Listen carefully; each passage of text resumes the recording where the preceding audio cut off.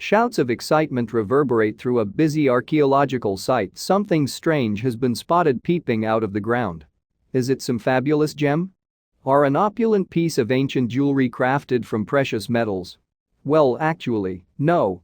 Instead, it's a vivid piece of purple fabric that has caused such animation at Timnah, a corner of Israel that was once the site of a mineral mine. But while the tuft of half-buried textile might admittedly seem a little shabby to the untrained eye, it is, in fact, even more valuable than gold. Experts found an ultra-rare Bible-era fabric and it's more precious than gold. Timnah was mined for a range of minerals back in its day. But according to UNESCO, that's the United Nations Educational, Scientific and Cultural Organization, of course the area is particularly rich in copper ore, a fact that was apparently clear to the ancient inhabitants of the region.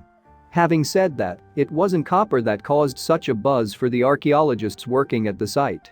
Simply put, the team had found some frayed woolen threads clumped together into a sort of unshapely ball. It didn't look altogether spectacular, and perhaps the archaeologists would have missed it if it hadn't been so brightly colored. The purple hue undoubtedly made it stand out more than it otherwise would have. But aside from making the fabric more eye-catching, this purple color was extremely important for another reason. In fact, it's precisely the hue that makes this discovery so tremendously valuable. But to really understand why, we need to gain some context with the help of both the Old and New Testaments. Theologians will tell you that the color purple is more than just a much acclaimed Spielberg movie. Yes, this particular tint occupies a special place within these texts. More to the point, it's been proposed that the shade was of particular sociological importance back when these scriptures were written. Hard evidence on such a theory, though, has generally been lacking.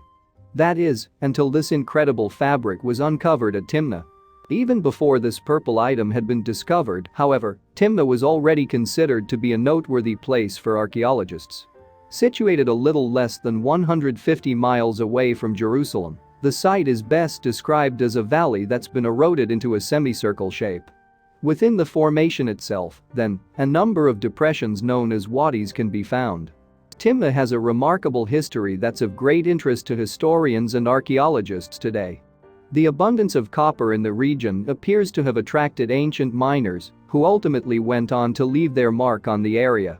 Today, we can see the signs of these people's extraction attempts all throughout the site. Shafts are littered across Timnah, with various tools made for mining also having been discovered. Individual instruments date back to various points in time, implying that the site was in use across different eras.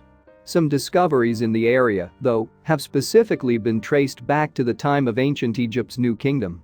All over the coarse landscape of Timnah, signs of copper mining activities can be seen. But it seems that the place was used for other purposes, too. For instance, there are indications that people may have lived there, too. Ruined structures that look like old camps have been discovered, as have areas that appear to have been used for worship. What's more, some ceramic artifacts from the Iron Age have also been discovered at Timnah. But the site is perhaps most of interest because of what archaeologist Nelson Glueck had to say about it, following his own excavations there during the first half of the 20th century. According to Glueck, the site could be traced directly back to the rule of King Solomon. The Bible tells us that King Solomon was once a great leader, the last man to rule over the United Kingdom of Israel. As monarch, he was said to be revered both because of his knowledge and insight and for the buildings constructed during his reign. He even supposedly had a knack for writing. Solomon's spell as ruler of Israel saw him take control of an extensive trade network that linked his territory with far-off lands including India, Africa and Arabia. He was a sociable leader, supposedly amassing a favorable collection of allies. For religious people today, Solomon is perhaps best remembered as the king who constructed the Temple of God, which was later razed by the Babylonians. But even though Solomon is remembered for his achievements as king of Israel, his reign ended in catastrophe. Foes at home and abroad conducted attacks on his kingdom, leading to its breakdown. When Solomon passed away at 80 years of age, his son took over but failed to keep the realm together. King Solomon is a fascinating and important historical figure, so any discoveries related to his rule would be hugely beneficial. That's why his supposed connection to Timna is so noteworthy for historians. Ultimately, though, such a link has never been made, with any discovery that might confirm it, having eluded archaeologists through the years. But in 2013 a project got underway at Timna that may have taken a step towards establishing a connection between King Solomon and the site. Archaeologists Professor Erez Ben Yosef and Dr. Naama Sukenik were the leaders of this undertaking, with a team of experts working under their direction. The results of this endeavor were then published in the PLOS One journal at the end of January 2021. Basically, the most noteworthy discovery of this project was arguably that piece of old purple fabric. You might reason that this doesn't sound particularly significant, but the specific nature of this material was actually really important. It all had to do with the way that the textile had been treated. The fabric had seemingly been exposed to a coloring agent that turned it purple. This is significant because such a color has historically been associated with leaders and other members of affluent society. At one time, in fact, if a person possessed even one purple piece of material, then it could signify that they were hugely rich. Purple is even specifically referenced in relation to King Solomon. In the Old Testament text known as the Song of Songs, for instance, there's a passage that reads, "King Solomon made for himself the carriage, he made it of wood from Lebanon. Its posts he made of silver, its base of gold. Its seat was upholstered with purple, its interior inlaid with love." Purple is also linked to Jesus in writings that are associated with Christianity. He, too, is said to have adorned himself in garments of that special color. Still, all these claims of purple having once been an important hue for elites in the region have actually sparked debate among historians. Skeptics have argued that producing purple fabrics as far back as King Solomon's time would have been impossible. As such, any mentions of the color in religious texts must simply have been included for the sake of grandeur. But when the purple fabric from Timna was actually analyzed, this debate was put to rest.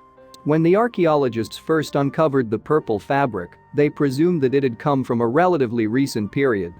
That's because they didn't believe that dye for creating purple could possibly have been produced as far back as King Solomon's time. Would this exciting new find settle the argument?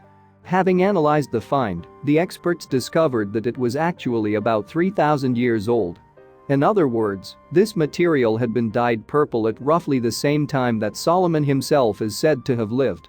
The implications of this revelation, then, are vast for historians concerned with the region. As Dr. Ben Yosef explained to the National Post newspaper in February 2021, this discovery marked a definite breakthrough for biblical historians. He said, "People are trying to understand if the biblical stories are history or imagination or fiction. For this time period, we now have physical evidence that this color was in use." Speaking to the Jerusalem Post newspaper, meanwhile, Dr. Sukenik explained that at the very least, this discovery illustrated that affluent individuals lived in the Timna area. She explained, "Purple was the color worn by the elites. While we cannot say who the fragments of fabrics we found belonged to, one thing is sure. If we had been able to open Solomon's predecessor King David or King Solomon's wardrobes, we would have found clothes dyed in this color." But why is it that rulers and other members of the upper echelons of ancient societies such as these would have chosen to dress themselves in purple? What was the reason for the color's association with wealth and status? Well, it basically came down to the difficulties in producing the dye necessary to achieve such a hue. During Solomon's time, the majority of dyes were produced using insects or plants. But creating the dye for the purple seen on the Timna fabric required a far more intricate process. As such, the color of fabrics excavated from the era can really tell us a lot about what was going on in a given area. The difficulty for historians has been that discovering ancient textiles is no easy feat. After all, over long periods of time they're liable to disintegrate because they're usually fed upon and destroyed by microscopically small creatures. But at Timna, many specimens seem to have survived through the millennia, which makes it a very important site today. Since Dr. Sukenik and Dr. Ben Yosef's works began at Timna back in 2013, the team have discovered numerous specimens of colored fabrics. But it's arguably the purple one which is the most important. And thanks to the group's work, we know how the dye used for it was created. Basically, it was composed of several different snail species. For the record, these snail varieties were the red-mouthed rock shell, the banded dimurex and the spiny dimurex. In order to create the coloring, ancient workers would have extracted mucus from each of these species before using the sun's rays to dry it out.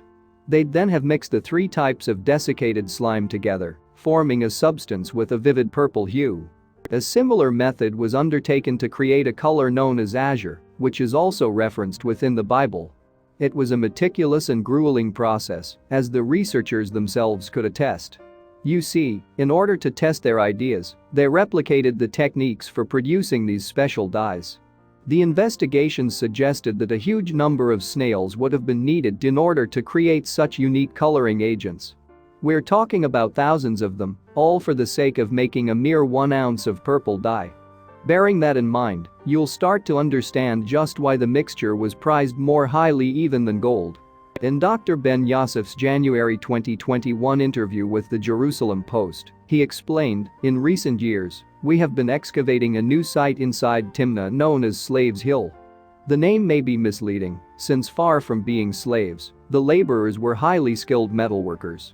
Timnah was a production center for copper, the Iron Age equivalent of modern-day oil.